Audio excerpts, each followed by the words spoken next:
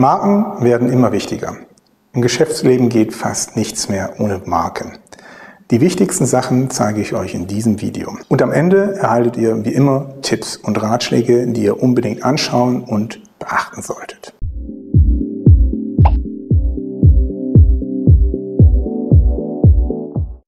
Mein Name ist Dr. Alexander Jeschke, ich bin Patentanwalt und geschäftsführender Partner bei Weidner Stern Jeschke. Heute möchte ich einen kurzen Einblick in die Welt der Marken geben. Nun, was ist eine Marke? Jeder kennt eine Marke, jeder weiß, ja, was Marken sind. Also, wichtig ist, eine Marke ist nichts anderes als ein bestimmtes Zeichen, ja, zum Beispiel ein Wort, ja, mit einer bestimmten Ware oder mit einer bestimmten Dienstleistung verknüpft. Das heißt, die beiden Sachen zusammen, ja, das Zeichen und die Ware oder das Zeichen und die Dienstleistung, das bezeichnen wir als Marke. Nun, wozu dienen Marken? Im Allgemeinen sagt man, sie sollen einen gewissen Herkunftshinweis geben. Nun, das bedeutet, man möchte gerne, dass man die Waren des einen Unternehmens von den Waren eines anderen Unternehmens unterscheiden kann. Seit neuestem gibt es auch Gewährleistungsmarken.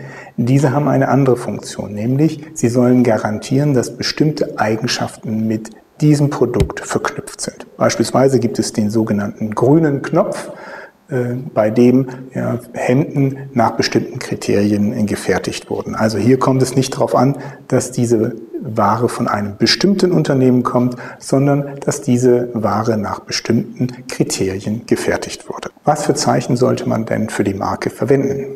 Nun, ganz häufig werden Wortbildmarken angemeldet, weil viele häufig ein Wort und ein gewisses Logo haben und mit dem auftreten.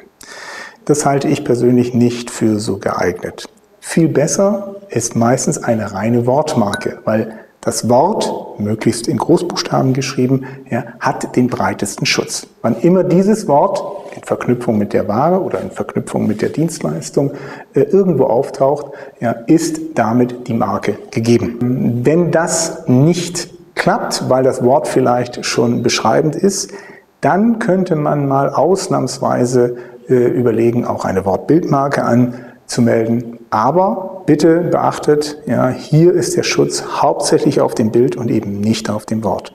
Wenn also jemand das gleiche Wort verwendet, ja, könnt ihr gegebenenfalls den anderen nicht abmahnen. Andere Zeichen sind beispielsweise nur ein Bild oder auch Ton, Musikstücke oder solche Dinge. Welche Waren sollte man verwenden? Nun, es gibt sogenannte Nizza-Klassen. Einen Link findet ihr unten in der Beschreibung. Diese Nizza-Klassen dienen dazu, quasi die Waren und Dienstleistungen, die es gibt, in 45 Klassen einzuteilen. Das sind 34 Warenklassen und 11 Dienstleistungsklassen. Beispielsweise gibt es eine Klasse für technologische Forschung oder für juristische Dienstleistungen, aber es gibt auch welche für chemische Erzeugnisse oder für Biere, Getränke etc. Also ihr geht am besten, wenn ihr so etwas verwenden wollt, durch diese Liste durch und schaut, wo ihr euch wiederfindet. Wenn ihr dann eine bestimmte Klasse gefunden habt, dann schreibt auch wirklich noch in diese Klasse für eine Markenanmeldung rein, was ihr genau dort verwenden möchtet. Also wichtig, in dem Waren- und Dienstleistungsverzeichnis sollte drinstehen, was ihr wirklich verkauft oder welche Dienstleistung ihr unbedingt auch anbietet. Nun ist die Frage, wie kann ich denn so etwas anmelden? Und damit auch, ja, wo kann ich etwas anmelden?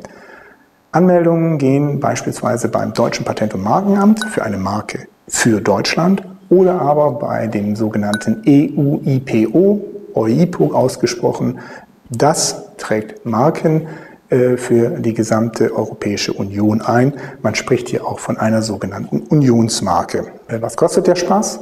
In Deutschland kostet eine Markenanmeldung mit 3 Klassen 290 € bzw. 300 €, je nachdem, ob ihr es elektronisch einreicht oder in Papierform. Danach habt ihr im besten Falle nach einigen Wochen bzw. Monaten die Marke, wenn ihr die Gebühren rechtzeitig bezahlt. Eine EU-Marke ist etwas komplizierter. Dort wird für die erste Klasse 850 €, für die zweite Klasse 50 € und für jede weitere Klasse 150 € verlangt. Das bedeutet, wollt ihr hier ebenfalls 3 Klassen beanspruchen, müsst ihr alleine an Amtsgebühren mit 1050 € rechnen. Die Anmeldungen sind relativ einfach. Man schaut sich da auf den jeweiligen Homepages der Ämter um und wird sehr gut angeleitet. Ihr könnt Marken selber anmelden. Geht dazu auf den Homepages und schaut euch an, was dort ist. Weiteres Wichtiges ist, bitte meldet nur dann Wortbildmarken an, wenn das Wort vielleicht für eine Ware beschreibend ist. Das heißt, wenn ihr den Stuhl nennen wollt. Ansonsten meldet bitte nur das Wort an und bitte immer in Großbuchstaben. Wenn ihr ein Unternehmen seid, zieht am besten einen Profi hinzu.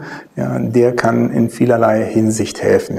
Es sind noch weitere Fragen zu klären, wie Markenüberwachung oder wenn ihr umzieht, der Patentanwalt wird euch finden. Und der wichtigste Tipp zum Schluss. Wenn ihr ein Zeichen anmeldet, bitte meldet es nicht schon mit dem R im Kreis an. Das ist negativ, weil das Amt dann davon ausgeht, das ist eine rechtsmissbräuchliche Anmeldung und könnte somit die Markeneintragung verhindern. Also anmelden ohne R. Das verwendet ihr erst dann, wenn die Marke eingetragen ist. Wenn euch das Video gefallen hat, abonniert den Kanal, gebt uns ein Like und hier findet ihr noch interessante weitere Videos.